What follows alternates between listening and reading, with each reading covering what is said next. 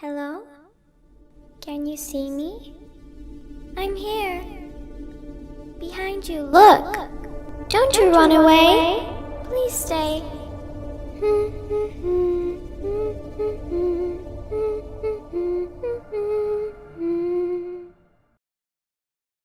Hi guys, it's Izzy. I don't know when you're going to be watching this video. I'm filming it right in between Christmas and New Year, so I hope you guys are having a lovely festive season. I today am very hungover. I hope you guys can put up with me. I am struggling to get through today, but you know what? If there's one thing that can get me out of bed, it is talking about a good old conspiracy theory. If you're new here on my channel, I like to cover conspiracies, or as we call them over here, conspiracies, and I also cover other unsolved mysteries. Now today's video has got a royal theme. Love them or hate them, there is no denying that the royal family have become the masters of capturing the world's attention. So it's no wonder that the family with so much power has become the centre of so many conspiracy theories over the years. So there is a pretty obvious conspiracy theory that does jump to mind when you say royal family conspiracy, that they killed off Diana.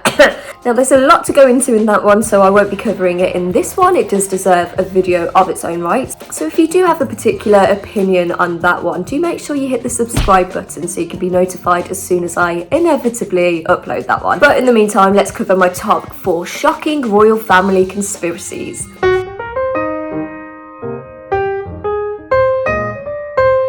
For anyone that doesn't know the scandalous love story between Charles and Camilla, it is a truly tragic story for absolutely everyone involved. In summary, that feels weird to say. I was going to say Prince Charles then. King Charles is what I was meant to say. That still feels so weird to say. Anyone else? He fell in love with a woman called Camilla Strand, or as she's more commonly known, Camilla Parker Bowles. The royal family sadly disapproved of this relationship, meaning they were not allowed to marry, and he was instead set up with the young Princess Diana, who had a bit more of a pristine reputation. Diana was madly in love with Charles, but he sadly did not feel the same way. And I suppose in love. Of course. Whatever in love means. He always had his heart set on Camilla. Long story short, it was a very unhappy marriage and it became really toxic for everyone involved. There was numerous affairs on both sides, and then after Princess Diana's tragic death, Prince Charles actually ended up eventually marrying Camilla. So this happened when they were aged 56 and 57. So obviously, this is a little late for them to start a family of their own. But according to Australian-born Englishman Simon Charles Durante Day, the pair of them may not have missed the chance to conceive a child of their own after all. He believes he is the long-lost child of Charles and Camilla, and his Facebook page boasts an impressive 24,000 followers, all supporting his claims, which were made public since 2005. I believe I am Charles and Camilla's son. He believes that he was placed up for adoption in Australia at 18 months old after he was given birth to by the 18-year-old Camilla. He claims that he's got evidence to prove this, as Camilla disappeared from the social scene for exactly 9 months. And this was from August 1965 to June 66, which was just right when he was born as well. He says he didn't initially set out to prove that, you know, Charles and Camilla are his parents, but he said that all routes to his research led him that way. His adoptive family also have really close connections to the royal family. Your adopted grandparents used to work for the royal household at the time, and so it's your belief that your grandparents were sort of entrusted with you because they worked with the family. That's correct, Holly. Granddad was a gardener and Nan was a cook. I say in a royal household because that's what I was told. He said that the penny for him finally dropped when he was visiting his grandmother on his deathbed. The last time I saw her before she passed was in the hospital in Portsmouth, and there was a newspaper on the bed. It had a picture of Charles and Camilla on it, and I said to her, "Is it these two?" And I pointed to them and she said, "Yeah."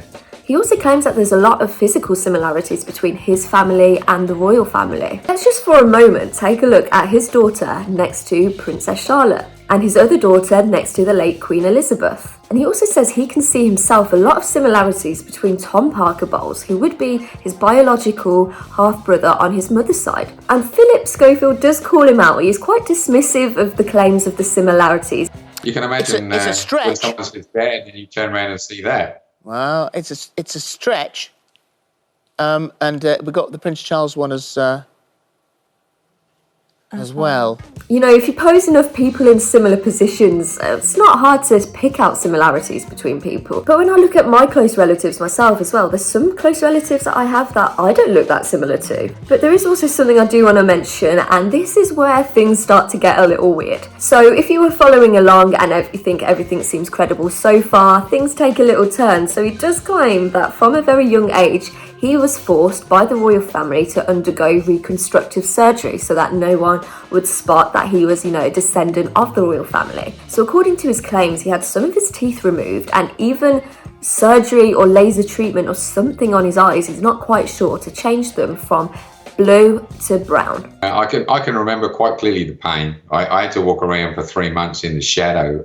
Dad had to remove the 150-watt light bulbs out of the house because I couldn't stand the brightness. So something was done to my eyes. This does remind me a little bit of the Nicholas Berkeley, Frederick Bourdon story that I've covered on my channel. So he made a very similar claim that when he was kidnapped, he had his eye colours changed by the kidnappers. And this was pretty quickly debunked to not be true.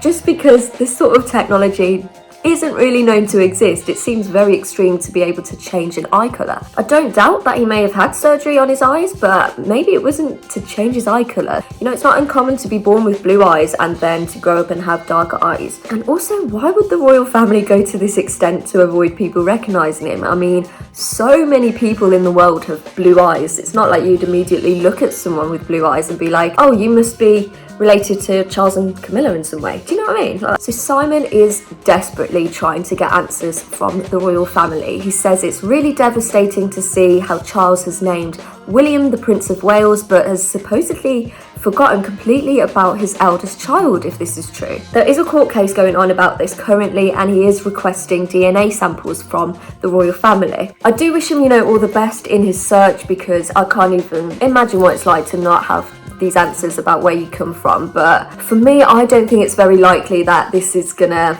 go much further. Like, I can't imagine that you can just go around sort of demanding DNA samples from the royal family. At the end of the day, just to play devil's advocate, if they're not his parents and they know they're not, then why would they give out DNA samples? If someone came up to me saying, I'm your missing child, and I knew for a fact that they weren't, and they were demanding DNA samples of me, I too would be like, no, fuck off.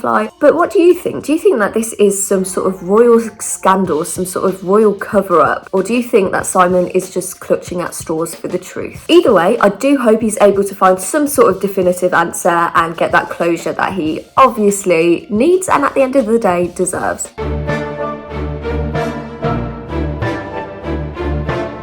So King Charles is also at the centre of a second conspiracy theory, that he is secretly a vampire. So the story of vampires is originally based on Vlad Dracula, who's better known as Vlad the Impaler. He's given that name because he used to literally impale his enemies and put them on sticks on a field as a warning sign for the rest of his enemies. So he was a Transylvanian ruler who English writer Bram Stoker made the centre of his famous book, Dracula, in which the character was a blood-drinking vampire. Well, in 1998, King Charles actually made the discovery that he is a relative of Vlad the Impaler, being his great-grandson, 16 times removed, through King George V's consort Queen Mary. It's also no secret that King Charles is a huge fan of Romania, where, if you didn't know, Transylvania is based. But over and beyond these connections, I have come to love Romania for its unique and unspoilt natural beauty. He visits really frequently, he's got his own home there, and he's done loads of charity work for farming in particular. He was also offered the title Prince of Transylvania for all the work he's done there. So when I was researching this conspiracy, it did seem less so the case that, Prince Charles is a vampire, and more so the theory that vampires might exist and that they're based in Romania. So I'm actually part Romanian myself, and I've got to tell you from first-hand experience, there's not a lot of support from the Romanians that vampires are real. In fact, when you do talk about Dracula to Romanians, you are more often than not greeted with an eye roll at the very least.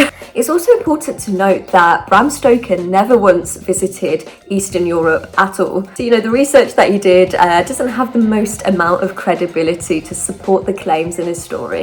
But why do people think that the royals could be vampires? Well, there is a group of blood disorders called porphyria, and it's very, very prominent in the royal family bloodline. It's an iron deficiency syndrome, which is also known as Dracula syndrome, because Dracula displayed many of the symptoms, which are also associated with the characteristics of a vampire. The first one is sensitivity to sunlight. It can cause black marks appearing on your skin. It gives the appearance of fangs because it causes the gums to recede, exposing the teeth to make them look like fangs. The appearance of drinking blood because the urine of an affected person is dark red, and an aversion to garlic as it's very high in sulfur, which leads to pain when you eat it. So there is a medical explanation as to why Dracula may have acted the way he did, and it's probably not related to being a vampire, so I'm gonna have to debunk this one as being a myth. Sorry to any Prince Charles fans out there that really did support this theory, but it's still an interesting piece of history nonetheless.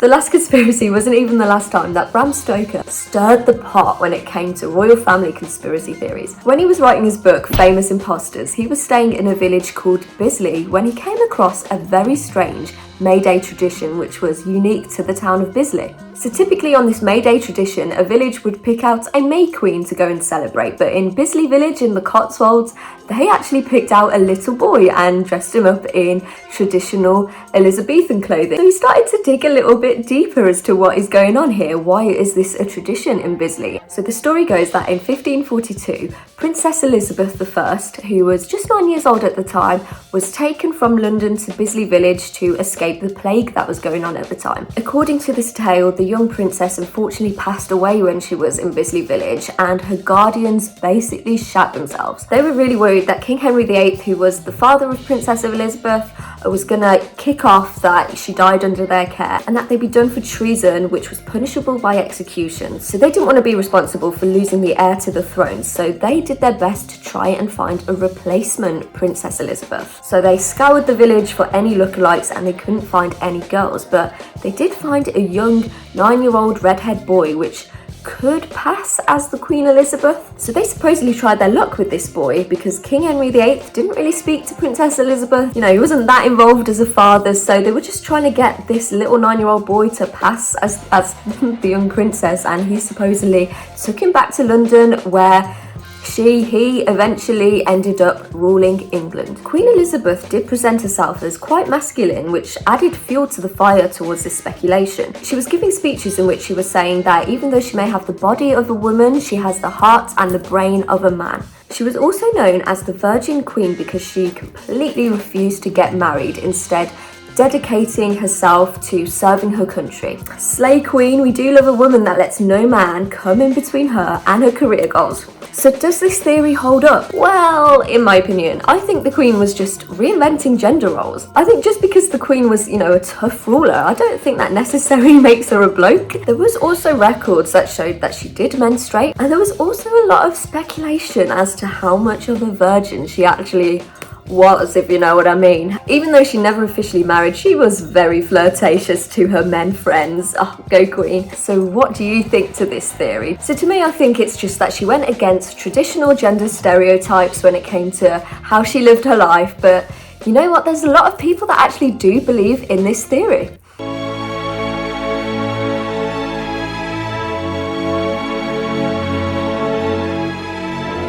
So it's no secret that the public perception to Prince Harry's marriage to American actress Meghan Markle, it's been no smooth ride. The couple has now, completely got rid of their royal duties. They actually say they want, nothing to do with the royal family when it comes to, titles and everything like that. But was this relationship and the public image of this couple, was it doomed from the get-go? When Meghan and Harry were spotted, going out and it was becoming quite clear that they might be dating, it was discussed on This Morning again. As soon as they started to discuss whether or not this was a budding romance, then it actually started to glitch on the screen. The live feed mysteriously cut off, instead showing this title screens, meaning the relationship wasn't discussed any further. This led conspiracy theorists to believe that the royals had forced the show off live air. But this wasn't the last time that the image of Meghan conveniently didn't appear on TV the way it was supposed to. During the late Queen Elizabeth II's funeral,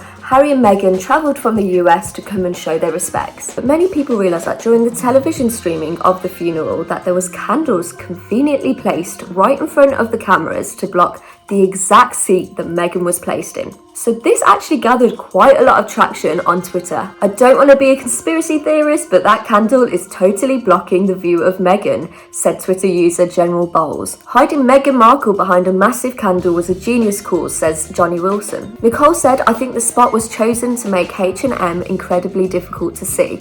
The one camera shot that's high and close enough to view them has a massive ass candle in the middle of it that completely obscures Meghan.